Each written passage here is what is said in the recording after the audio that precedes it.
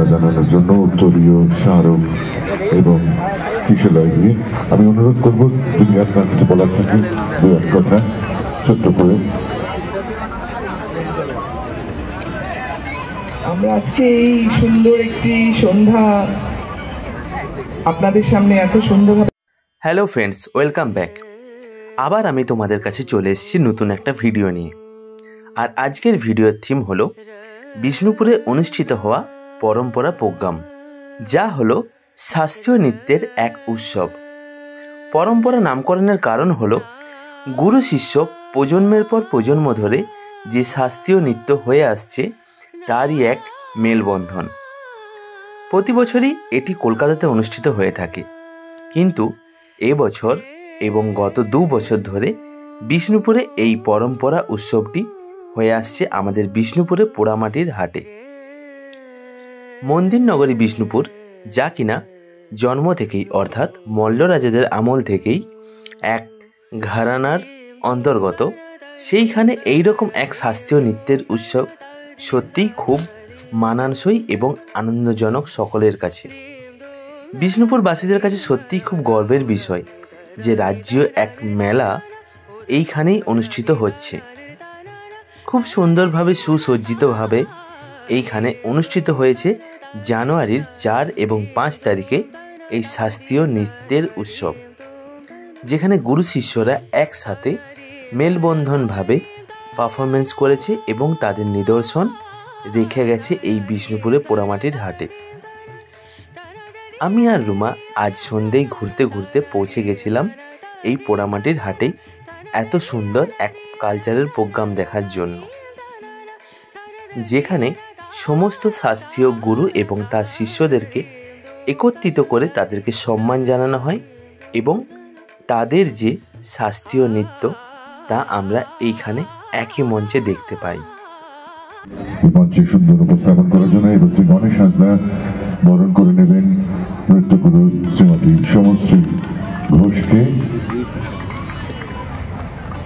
উত্তরীয় স্মারক এবং শিশু কিশোর একাডেমির অন্যতম প্রতীক কিশোরলয় বা চারা গাছ, যা এই বাণী আপনাদের মধ্যে ছড়িয়ে দিতে চায় যে চারা গাছকে সঠিকভাবে লালন করলে, সঠিকভাবে চর্চা করলে আগামী দিনে তা বহির্ভূম হয়ে আলো ছড়ায় বিভিন্ন প্রাঙ্গণে। সে সংস্কৃতির ক্ষেত্রেই হোক, বিজ্ঞানের ক্ষেত্রে হোক বা প্রশাসনের ক্ষেত্রে হোক, আগামী প্রজন্ম সুন্দর হলেই এই ভারতবর্ষ আরো সফল, আরো অগ্রগণ্য দেশ হিসেবে গণ্য হবে। এই বিশ্বাসে এই পরম্পরার অনুষ্ঠান মাননীয় মুখ্যমন্ত্রী মমতা বন্দ্যোপাধ্যায়ের উদ্যোগে শিশু কিশোর একাডেমি, তথ্য ও সংস্কৃতি বিভাগ, পশ্চিমবঙ্গ সরকার আয়োজিত পরম্পরার 2 দিন ব্যাপী যে অনুষ্ঠান আপনারা দেখলেন, গুরু শিষ্যের যে পরম্পরা তা উপস্থাপিত হলো ভারতীয় শাস্ত্রীয় নৃত্যের ক্ষেত্রে। গতকাল ছিলেন শ্রীমতী অমিতা দত্ত এবং শ্রীমতী অনিতা মল্লিক। আজ আপনারা শ্রীমতী কলাবতী দেবীকে দেখেছেন একটু আগেই মণিপুরী নৃত্যে, এবারে ওড়িশা নৃত্যে শ্রীমতী সমশ্রী ঘোষ। এবারে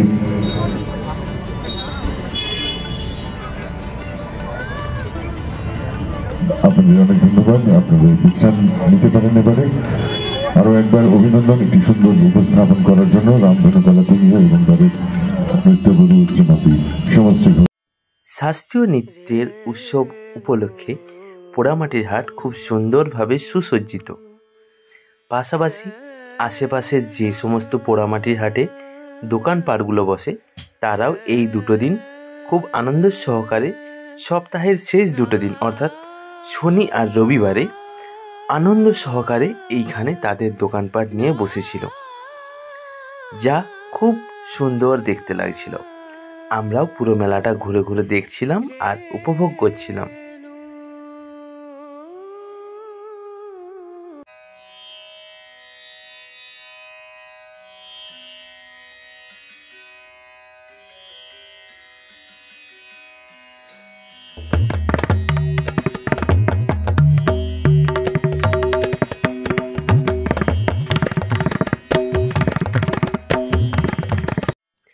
যেমন সুন্দরভাবে গাছের মধ্যে আলো দিয়ে আলোকিত করা হয়েছে, তেমনি আশেপাশে সমস্ত দোকানপাটগুলোতেও খুব সুন্দরভাবে আলো দিয়ে সুসজ্জিত করে রাখা হয়েছে।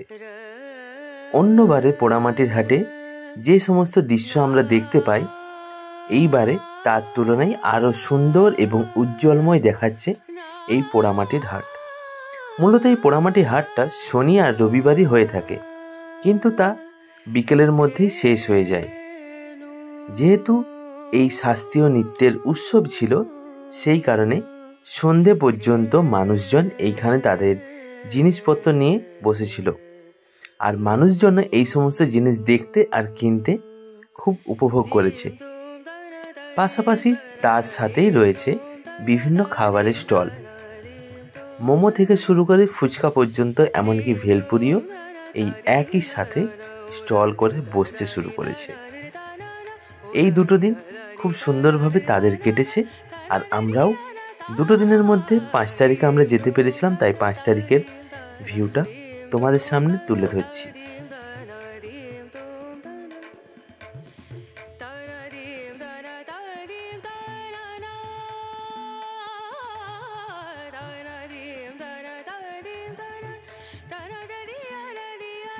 মন্দির নগরী বিষ্ণুপুর শুধু যে মন্দিরের জন্যই বিখ্যাত তা কিন্তু না, এখানে বিভিন্ন রকমের খাবারও পাওয়া যায় খুব ভালো এবং তরতাজা হিসেবে। প্রতিদিনের খাবার প্রতিদিন হিসেবে এখানে তৈরি করা হয় এবং তা বিক্রিও হয়ে যায়। স্বাদ খুব সুন্দর, আপনি না খেয়ে দেখলে বুঝতে পারবেন না। আমরাও গ্রহণ করেছি সেই সমস্ত খাবারের স্বাদ, যা এখানকার মানুষের এই ঠান্ডাতে খুবই ভালো লাগে। আমরা সেই চায়ের স্বাদও এইখান থেকেই গ্রহণ করলাম। চা পান করতে করতেই আমরা বেরিয়ে চলেছি মেলার বাইরের দিকে। যেহেতু রাত হচ্ছে তাই আমরাও বেরিয়ে পড়লাম, আর প্রোগ্রাম আজকের মতো শেষ হয়ে গেছে। চলো আস্তে আস্তে বাইরের দিকে বেরিয়ে পড়ি, আবার নিয়ে আসবো তোমাদের জন্য নতুন একটা ভিডিও।